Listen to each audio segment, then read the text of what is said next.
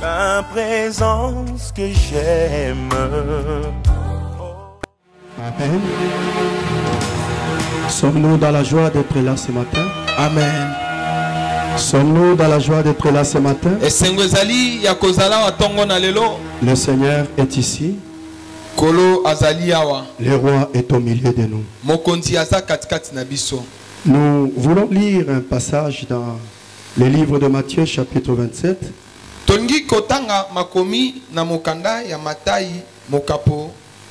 27. Le 37e verset. C'est autour de ce passage que nous allons nous entretenir ce matin. Je prendrai comme thème de mon message, voici ton roi.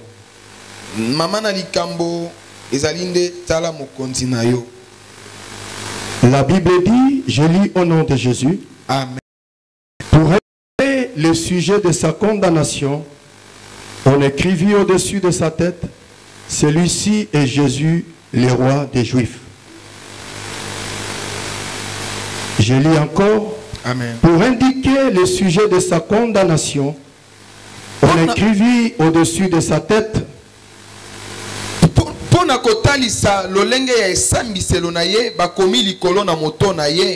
celui-ci est Jésus, le roi des Juifs.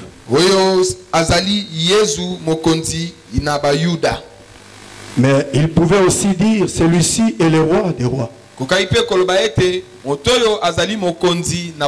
Celui-ci est au-dessus de tous les rois.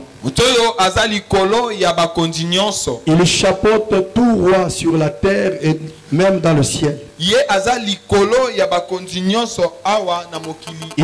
le roi des rois. Tu as cru en un Dieu qui est ton roi. Le Dieu que tu pries, c'est un Dieu qui est roi. Il domine sur tout, il règne sur tout. Toutes ces créatures sont à ses pieds. Il est un roi véritable et le roi puissant.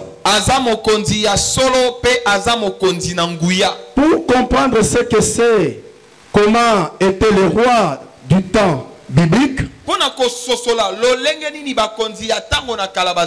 du moins ceux qui étaient rois en Israël,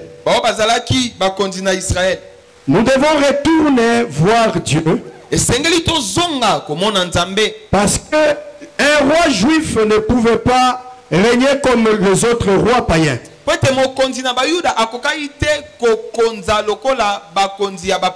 Il a une façon tout à fait différente de conduire le peuple de Dieu. Il est différent de tous les autres rois païens.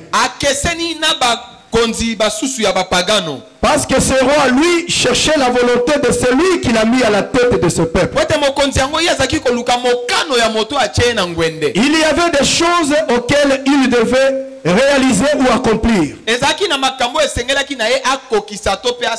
Ces choses ne dépendaient pas de lui, mais ces choses dépendaient de celui qu'il a mis à la tête du peuple. C'est-à-dire Dieu. Tout ce qu'il devait faire, c'est chercher la volonté de Dieu. C'est faire les choses comme Dieu le veut. Faire les choses comme Dieu entend de lui. Faire les choses comme Dieu le souhaite. Un roi juif, il ne pouvait pas régner comme un roi Balaam, un roi de Moab, un roi de n'importe quel autre pays. Mais c'était un roi exceptionnel. Tout ce qu'il faisait, c'est faire la volonté de son Dieu. Et si nous comprenons la royauté dans ce sens-là, nous allons maintenant comprendre comment est-ce qu'ils étaient, comment est-ce qu'ils gouvernaient, comment est-ce qu'ils régnaient au-dessus du peuple.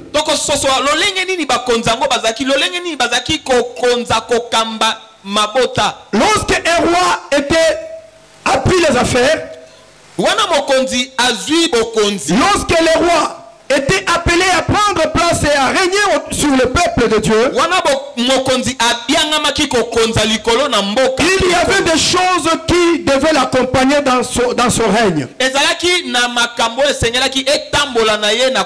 Il y a quelque chose, les exigences de Dieu, que lui devait suivre à la lettre. En tant que roi, il avait des rôles importants à jouer au milieu du peuple d'Israël. La première chose qu'il était appelé à faire, en tant que roi, il devait être un berger. En tant que berger, il devait rassembler les troupeaux de Dieu. Lorsque Israël se perdait, lorsqu'il faisait quelque chose qui ne cadrait pas avec la volonté de Dieu, les prophètes venaient et lui disaient, et lorsque lui entendait cela, la Bible dit il portait les sacs au lieu de vêtements.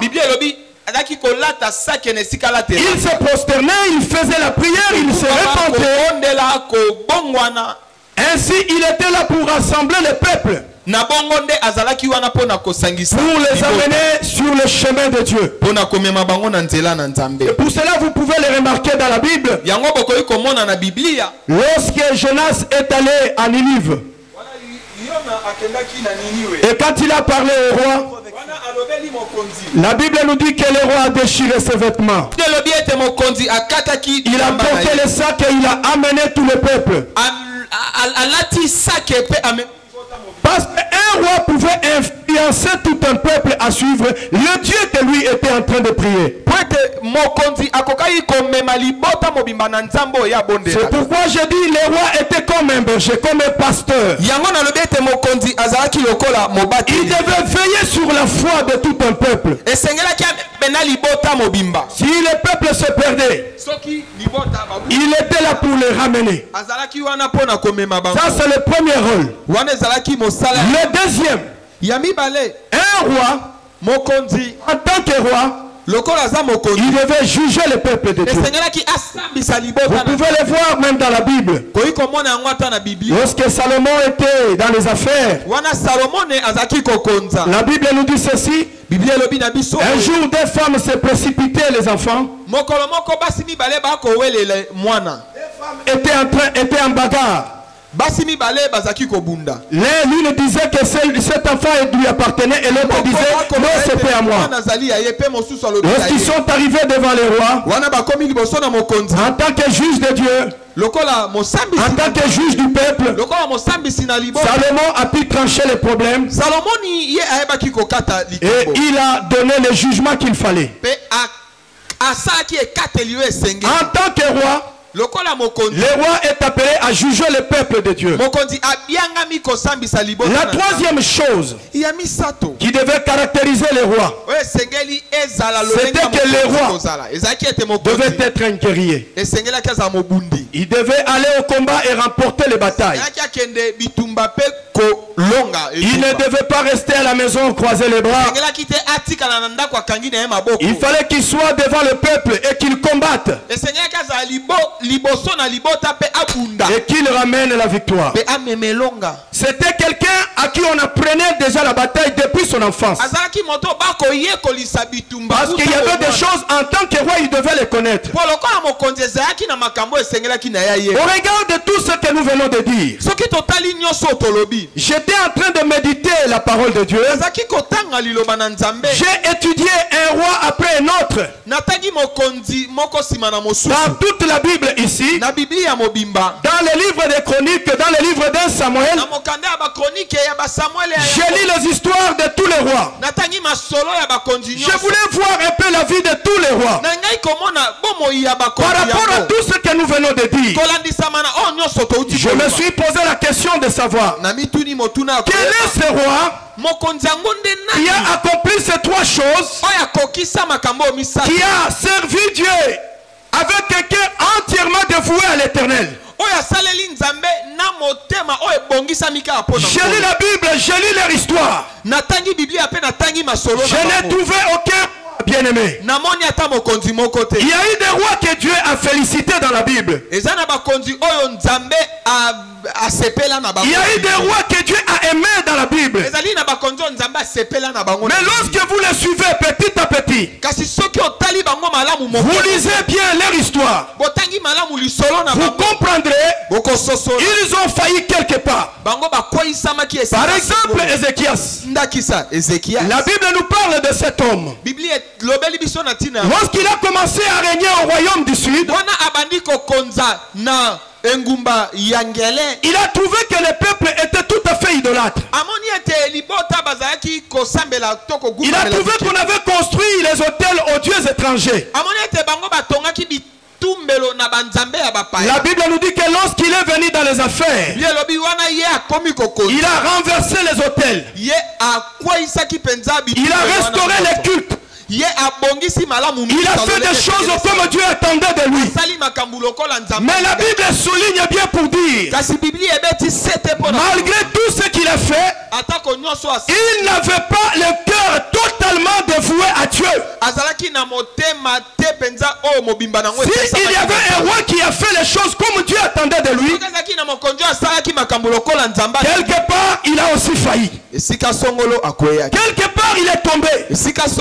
Quel roi me parlerez-vous, bien-aimé? Citez-moi un fils qu'un roi. Si la Bible appelle Jésus le roi des rois, c'est avec raison, mes bien-aimés. C'est avec raison. Je lis les histoires de tous les rois. Je n'ai vu aucun roi faire exactement les choses comme Dieu attendait de lui. Ou soit s'ils ont fait cela, c'est pas dans l'entièreté. Écoutez, nous sommes enfants de Dieu. Dieu t'appelle. Ce n'est pas que je fais ceci et autre chose je ne fais pas. Non. Nous devons avoir un cœur totalement à Dieu. Nous devons marcher entièrement avec notre Dieu. Lui obéir et faire les choses comme il veut que nous le fassions. L'histoire que nous venons de lire, nous voyons une chose, que plusieurs rois que nous voyons, que nous avons lu dans la Bible, c'était des rois qui ont fait soit de bonnes choses aussi de mauvaises choses. Mais ce matin je suis venu te parler d'un roi. Je suis venu te parler d'un roi. Un roi différent de tous les autres. Lui-même lorsqu'il est venu dans le monde il a dit, tous ceux qui sont venus avant moi sont des voleurs. Ils n'ont fait qu'une partie des choses qu'ils auraient dû faire. Ils n'ont pas fait les choses dans la totalité. Ils ont fait une petite partie des choses qu'ils auraient dû faire. Quelqu'un comme David, la Bible l'appelle l'homme selon le cœur de Dieu. La Bible l'appelle l'ami de Dieu. Dieu a beaucoup aimé cet homme. Mais lorsque vous regardez la vie de David et celle de Saül, nous constatons une chose, que cet homme était un grand pécheur par rapport à Saül.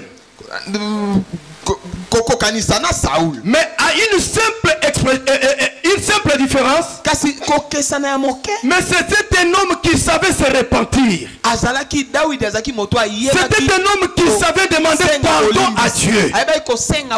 Contrairement à Saül. Ce n'est pas que David était celui qui a accompli toutes choses. Il a fait les choses comme Dieu attendait de lui. Non.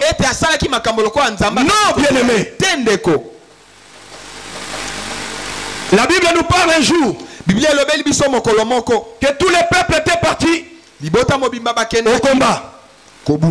David est resté. En tant que roi, il devait se retrouver au combat. Il est resté dans la ville. Dans sa distraction, il est monté quelque part. Il a vu une femme qui ne lui appartenait pas. Une femme qui appartenait à son capitaine, le capitaine de son armée. Il est tombé avec cette femme. Il n'a pas su jouer le rôle auquel Dieu attendait de lui. Il était l'homme selon le cœur de Dieu. Mais quelque part il a failli. Quelque part il est tombé. Quelque part il a fait des choses que Dieu ne voulait pas. Écoutez bien aimé. Ce matin je suis venu te présenter un roi. Tout à fait différent de tous les autres. Un roi plus puissant. Un roi glorieux. Un roi qui peut changer l'histoire de ta vie. Un roi qui est venu vers toi. Qui est venu chercher dans ton péché. Un roi qui n'a pas attendu que toi tu viennes vers lui. Mais lui est venu te ramasser là dans la poubelle où tu étais. Il n'a pas regardé les habits royaux qu'il portait. Mais dans sa royauté, il t'a tendu la main pour que tu viennes à lui. Ce roi-là s'appelle Jésus-Christ de Nazareth. Nous l'appelons roi des rois parce qu'il a su accomplir. Il a fait exactement les choses comme Dieu attendait de lui. Il n'a pas failli à une seule chose. Il devait être berger. En tant que roi, il devait jouer le rôle du berger. Oui, Jésus a joué ce rôle-là. Jésus a su jouer ce rôle-là. Il n'est pas tombé, bien-aimé. Il a prêché le monde. Il a annoncé le royaume à venir. Il a prêché à tout le monde la parole vivante de Dieu. Il a rencontré aussi les péchés comme David avait rencontré. Mais il n'est pas tombé. Il n'est pas tombé. Il a rencontré les péchés. Il a vaincu les péchés. Il est sorti victorieux. Il est sorti victorieux. Il a fait ce travail comme il fallait. Il a appelé les gens à venir, à s'approcher de Dieu. Parce que le véritable royaume, c'est celui qui est céleste. Ce n'est pas celui d'ici où nous sommes en train de vivre. Jésus est venu nous annoncer le message du royaume. En tant que roi, il nous invite. Ce matin, il t'invite aussi. Il te dit, bien-aimé, regarde tout ce qui se passe dans ce monde. Il y a des choses qui nous dégoûtent. Les choses qui, lorsque nous les regardons, nous disons que le monde est fini. Le monde est foutu. Le monde est foutu. Les gens attendent un monde meilleur.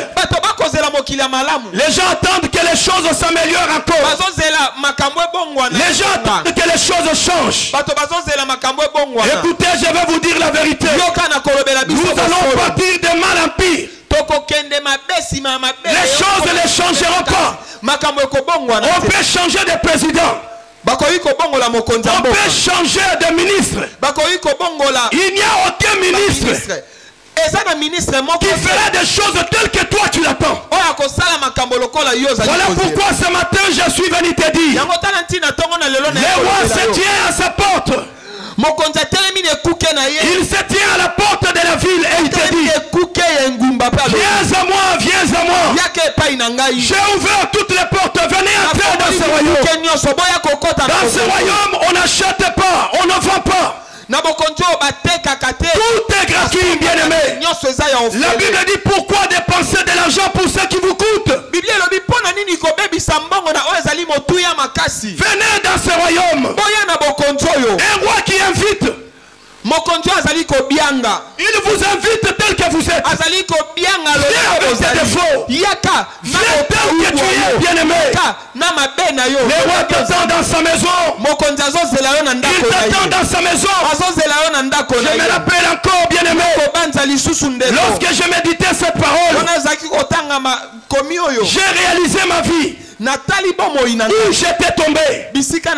Dans combien de mauvaises choses je vivais. Je réalise que moi je n'avais pas connu Dieu. Je ne les connaissais pas. J'ai prié dans l'islam. J'ai prié avec les tasbires à la main. Je ne l'avais pas cherché. Mais un jour il s'est approché de moi. Il s'est approché de moi. Un roi plein d'amour. Un roi plein d'amour. Sa volonté n'est pas que toi tu périsses. Ce n'est pas que toi tu entres en enfer. Il t'étend la main ce matin. Et il te dit que je t'invite dans ma maison. Ne regarde pas ce que tu as. Il t'étend sa main, il dit: viens dans ma maison. Viens dans mon royaume. J'ai besoin de toi. Je suis venu te dire: tu as du prix aux yeux de Dieu. Dieu t'aime tel que tu es. Je sais qu'il y a des gens qui peuvent te décourager. Il y a des gens qui peuvent te sous-estimer. Mais ce matin, moi je te dis, Jésus ne te sous-estime pas. Parce que si tu n'avais pas de valeur, il ne viendrait pas ici ce matin pour t'appeler vers lui. Il ne descendra pas ici ce matin pour t'appeler à lui. Ce matin, il te dit: bien-aimé, viens dans mon royaume. Viens dans mon royaume. En tant que roi, il a su juger les hommes concernant les jugements de Dieu. En tant que roi, les jours arrivent où Dieu jugera ce monde. Les jours arrivent où les hommes ne verront pas l'agneau. Pour sauver le monde, il a fallu qu'il vienne comme un agneau. Il a fallu qu'il descende dans la simplicité. Mais pour juger le monde, il va changer. Il sera comme un lion. Voilà pourquoi je suis venu te dire: fuis le jugement qui attend ce monde. Fuis le jugement qui attend ce monde. Jusqu'aujourd'hui, ta vie ne change pas. Tu es toujours la même personne. Tu fais toujours la même chose. Écoute, je vais te dire une chose. Continue de faire ce que tu fais. Continue de faire ce que tu fais. Mais sache une chose: les jugements de Dieu arrivent. Les jugements de Dieu arrivent. C'est Dieu qui te parle d'amour aujourd'hui. Ce jour-là, il n'était pas. Ce sera des mots justes. Ce sera un jugement terrible qui tombera dans ce monde. Il y a des gens qui ont beaucoup de raisons, qui disent: j'ai vécu dans un monde où il y a eu beaucoup de souffrance. J'ai voulu marcher avec Dieu. Mais la vie que j'avais, j'ai beaucoup souffert. Je n'avais pas de maison. Je n'avais pas un mari. Je n'avais pas une femme. Je devais d'abord tout faire pour me marier, pour avoir de l'argent. Alors j'ai donné tout mon temps à ces choses. Et ce jour-là, il te dira: tu n'as pas raison. Aujourd'hui, c'est par amour il te parle. Mais un jour vient. Vous savez une chose: Dieu jugera les hommes. Aucun homme n'aura raison devant Dieu. Qui que tu sois, tu seras jugé. Il n'y a rien de ce que tu fais qui sera caché devant Dieu. J'étais prédicateur, j'étais prophète à l'église. Dieu ne te jugera pas par rapport à ça, mais par rapport à la vie que tu as menée sur la terre. Comment fais-tu ton travail? Comment tu le fais? Tu es économiste. Comment vis-tu dans ton travail? Dieu te jugera de tout ce que tu fais partout où tu te trouves. Et tu n'échapperas pas au jugement de Dieu. Aujourd'hui, il t'étend la main. Il t'étend la main avec amour. Il y en a qui disent non, je ne peux pas. Je suis encore trop jeune. Il y a des choses que je dois faire. Mais le roi, lui, continue à t'étendre sa main. Approche-toi de ce Dieu bien-aimé. Le roi qui est plein d'amour. Ton roi qui t'aime tel que tu es. Un jour, il va te refuser. Un jour, il te dira, éloigne-toi de moi. Méchant homme. Je ne t'ai jamais connu. Aujourd'hui, il est encore temps. Il est encore temps. Il est encore temps. Nous venons ici à l'église. C'est pour changer de vie. C'est pour être à la ressemblance de ce roi. C'est pour vivre comme lui veut que nous puissions vivre. Change ta vie, pardon. Change ta façon de vivre, bien-aimé. Ne sois pas hypocrite. Tu te caches devant qui? Devant un homme? Mais j'aimerais te dire une chose. Dieu te connaît dans les moindres détails. À moi, tu peux dire des choses qui sont. Mais à Dieu, tu ne pourras pas. Il a les yeux partout. La Bible dit il voit même dans les noirs. Ce que tu fais quand tu es seul dans ta chambre, personne ne te voit. Les paroles que tu murmures au fond de ton cœur, Dieu voit tout. Dieu connaît tout. Qui peut se cacher devant Dieu? David a dit, où irai-je loin de ta face? Nous ne pouvons pas nous cacher devant Dieu. Parce que tu me vois passer sur ton avenue. Je te vois prendre un peu d'un côté, te cache. Non, moi je ne suis qu'un homme. Je ne suis qu'un homme. Mais Dieu te voit. Dieu lui te voit ce que tu fais. Et ce que tu fais dans les cachettes. Ce que tu fais quand tu es seul. Ici on te voit que tu chantes pour Dieu. Mais dans la cité, c'est là où tu passes tout ton temps. Dieu te connaît. Ici, tu es la présidente de maman. Tu es la vice-présidente de maman. Oui, nous acceptons, nous t'acclamons. Mais en cité, qu'est-ce que tu fais? Là où il n'y a pas ton pasteur, là où le prophète n'est pas là, là où l'évangéliste n'est pas, là où seul devant ton Dieu. Que fais-tu?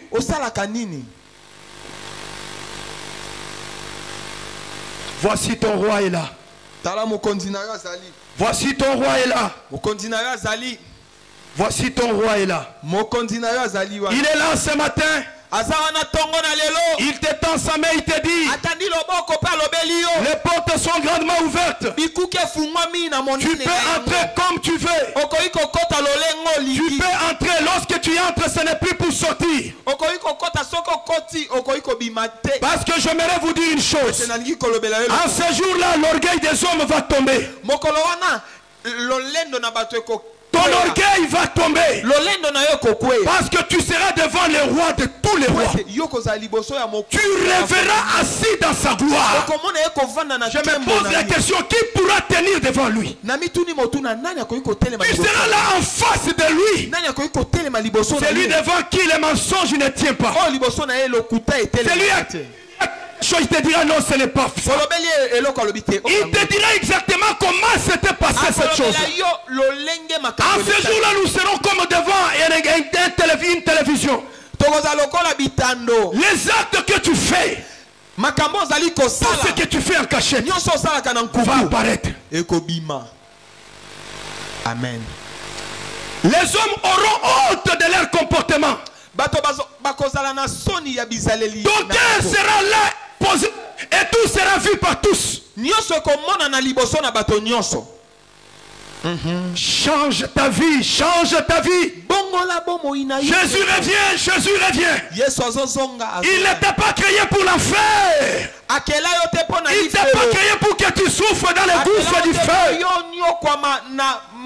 Mais il t'a créé pour que tu sois avec lui dans son royaume. Là nous le verrons comme roi. Il n'a pas su diriger peut-être Israël. Mais ce jour-là, tu le verras. Tu le verras conduire les choses au ciel. Aujourd'hui, tu les négliges. On te parle de lui, tu dis ce sont des slogans. C'est toujours ça, c'est toujours ce que vous dites. Et nous continuons à vivre, le monde continue à vivre. J'aimerais te dire ce jour-là, tu te rappelleras de cette prédication. Tu diras le prophète Élisée.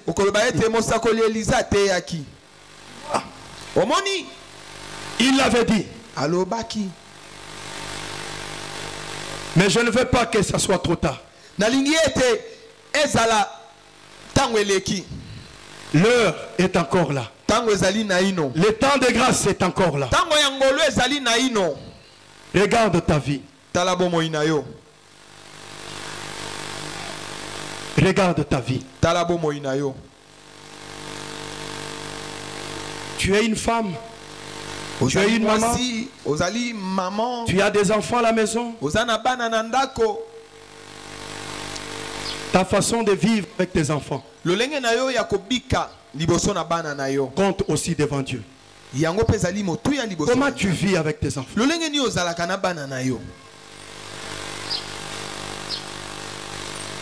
J'ai rencontré un homme qui prie beaucoup, qui intercède beaucoup, qui dit que c'est un homme de Dieu. Oui, moi aussi je sais que c'est un homme de Dieu.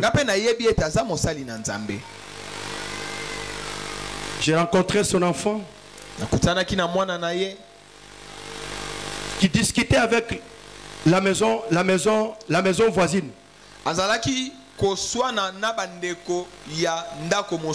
L'enfant a sorti des insultes comme pas possible, bien-aimé.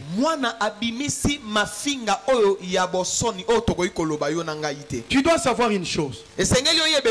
Tu es responsable devant Dieu de cette éducation que tu donnes à tes enfants.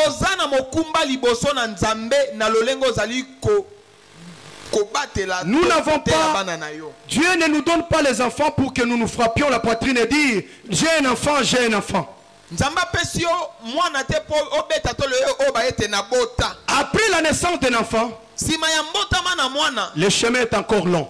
Il faut l'éduquer selon Dieu. Parce que tu seras jugé par rapport à ça.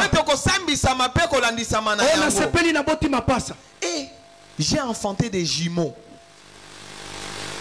Elle là-bas n'a pas enfanté, moi Dieu a donné des enfants. Mais les choses ne se limitent pas là. Le chemin est encore trop long. Tu peux avoir un enfant comme ça.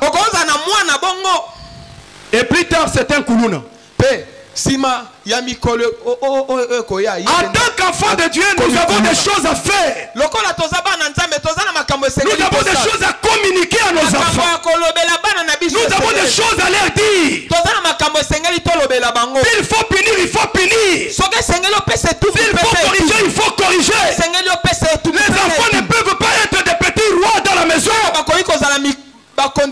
J'étais allé voir un ami. J'ai vu son enfant venir ramasser les sables et me les jeter. Je me suis posé la question, c'est quel genre d'éducation? Je l'ai dit dans mon cœur. Même si l'enfant est encore petit, il y a des choses que tu dois parler à ton enfant. Et plus tard, tu les rates.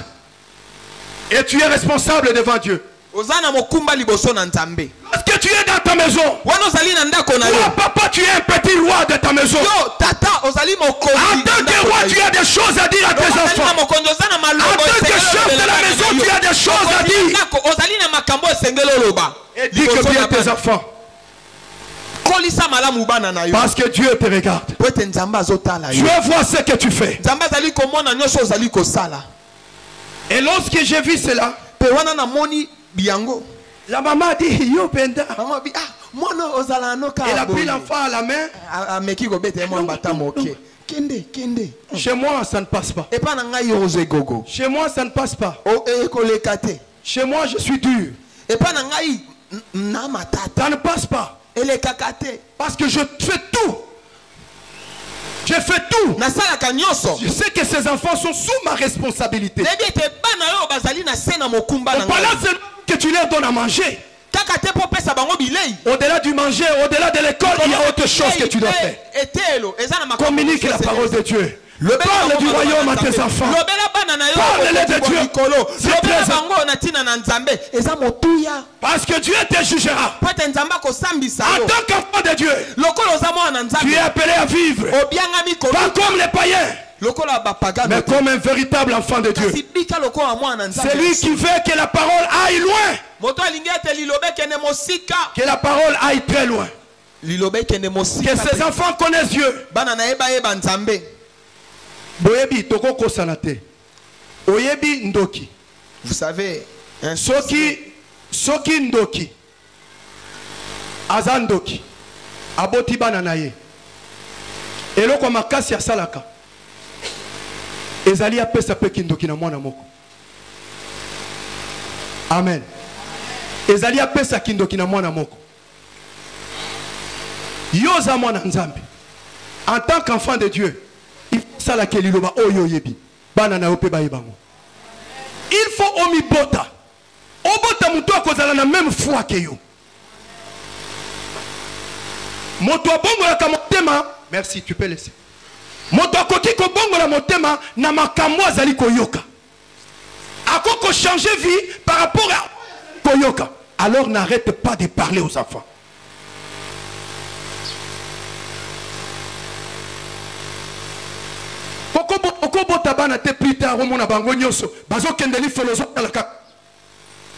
C'est la défenseur yanda konayo. Tellement comme un véritable défenseur. Simba mopanga, simba nyosu esengeli pour les ramener sur le chemin de Dieu. Parce que foyer te jugera na modèle aux actes du Kéban. Moi na koma le kola roi. Moi na koma soki aseli kam. Mama moko ayebsinga lobi mwana kei ya mukolo muninga mama zawana azui abandi kosubela ye mama na bendi mwana abeti atambata ya makasi te muke aye kobetela nga lisola lobi tango abeti ye mbata nga na mona kimbata nokaki pasi na motema ye nga kutu na beta kaya ta kobeta balobi te kobeta oboma.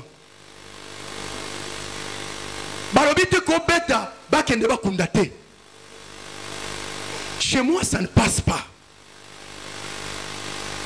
Amen. Osa responsable liboso ya nzambe. Une fois touta ki na fête moko. Fête esili mwana moko wa muke pouvait avoir 3 ans. Je vous dis vrai. Zako bina musique ya mokili pas comme au compte maté. Papa zako boaka Nathalie ba danseur wana na lobi mwana o bako kozwa ye bako ko enrôler a combien de danseurs à cet âge là. Je me suis posé la question comment est-ce que ngai oy prophète Élisée na boti mwana oya na komi kola ki sa tombolo le sala boy ça ne passe pas. Parce que je sais que je suis responsable devant Dieu. Ce qui n'a pas si bango éducation à ma bé, Dieu me jugera. Tout en sachant que Dieu te voit.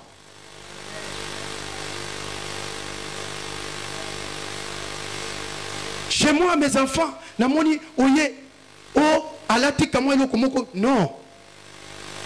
Dans l'éducation, je ne dis pas que yo ozwa yango o comme ça on anda konote. Wana eze panangai. Ça ne passe pas. Il faut toyeba. Na tozo sambela.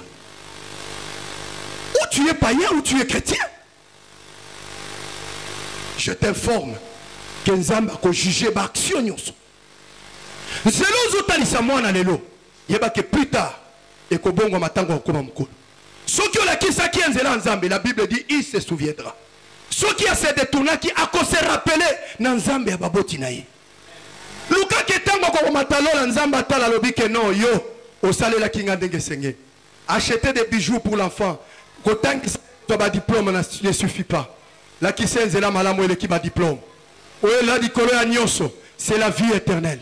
C'est la vie éternelle. La vie éternelle est au-dessus de nos diplômes, est au-dessus des bijoux, est au-dessus de nyonso tokokiko. Talisamona na yobo kozi ya likolo. Parce que Jésus revient.